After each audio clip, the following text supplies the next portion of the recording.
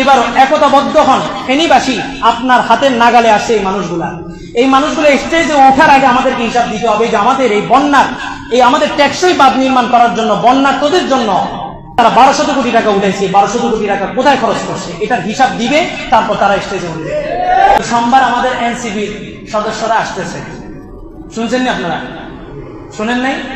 NCB এই সমন্বয়ক যারা ওই যে 1200 কোটি টাকা উঠেছিল আমাদের, ওনারা আমাদের ফেনীতে আসতেছেন, আমন্ত্রণ, আসেন।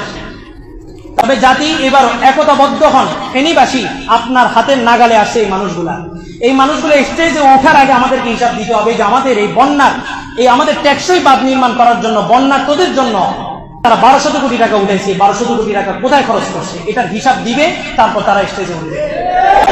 সবাই একতাবদ্ধ হন, সবার জায়গা থেকে আসো, ওয়েলকাম।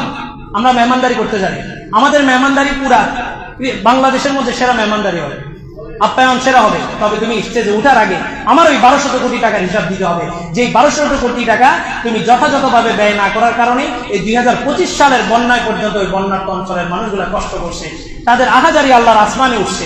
ওই আহাজারি যদি ওই মানুষগুলোর উপরে পড়ে, এই শহরের অধিবাসীগুলোর উপরে পড়বে। আমরা কি করছিলাম? আমরা তো প্রত্যেকে নিস্তালা থেকে উপরে তারা উঠে গেছি। যা ভুল হয়েছে না হয়েছে এবার সবাই একতাবদ্ধ হন যে এবার এনসিপি সোমবারে আসবে, তারা স্টেজে ওঠার আগে আমাদের কাছে আমাদের হিসাব দিতে হবে। এই টাকাগুলো তো আমাদের জন্য উঠেছে না, ইন্ডিভিজুয়ালি প্রত্যেকটা মানুষের জন্য, আমার জন্য, আপনার জন্য, প্রত্যেকের জন্য উঠানো।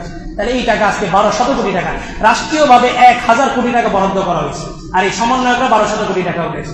এগুলোর হিসাব নিবে, তারপরে এরা উপরে